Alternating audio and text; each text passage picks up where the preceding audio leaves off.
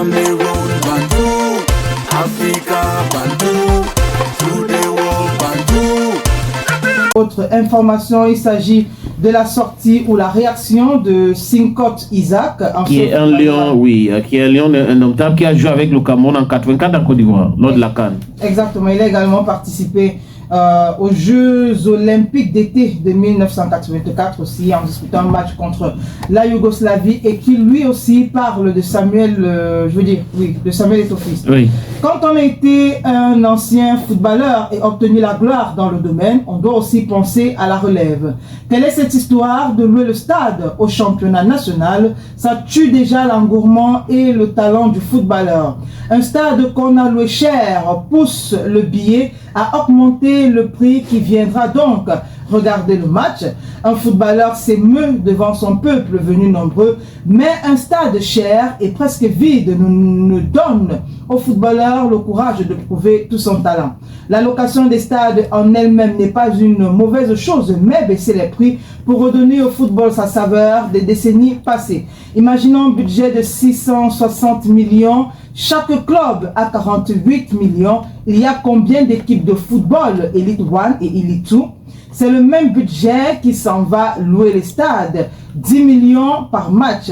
S'il y a 10 matchs, ça prendra combien de samedis et de dimanche? Il restera combien? Le championnat aura combien de journées pour gérer ce petit argent? Il y a certains matchs qui ne peuvent pas donner une recette de 50 000 francs CFA. Mais si l'on a loué le stade à 10 millions, aura-t-il le courage de continuer? Arrêtons, si c'est la fin, on pose la clé sous le paillasson. Il a entièrement raison, Isaac Sincotte, et je crois que beaucoup de personnes ont fait ce diagnostic-là. On ne comprend pas comment est-ce que certaines personnes ont joué sur les stades gratuits, vraiment gratuits, hein. Et aujourd'hui, on est en train de tout torpiller. On ne comprend pas pourquoi est-ce qu'on a construit ce stade-là. Regardez en Côte d'Ivoire, par exemple. On a construit le stade pour la CAN. Et ces stades-là ont été remis entre les mains de la fédération. Donc, du moins, la fédération ivoirienne de football programme ses rencontres et entretient les stades. Donc, les matchs sont gratuits. Conséquent, les gens viennent au stade. Au Congo, c'est exactement la même chose. Pour le championnat local, les stades construits par le gouvernement sont gratuits. Mais comment se fait-il que quelqu'un qui est ancien footballeur peut être à la tête d'une structure qui est en charge d'entretenir la location de stade, et on demande à la fédération de payer 10 millions pour un match d'MTN Elite 1 ou MTN Elite 2? La recette va venir d'où? Donc, qui va payer? Ça veut dire que les billets, c'est combien? Donc, toutes ces choses-là, Isaac Sincotte comme les autres, Roger Milla d'ailleurs avait parlé aussi. Roger Milla avait dit clairement qu'il y a beaucoup de personnes qui travaillent pour détruire le football camerounais.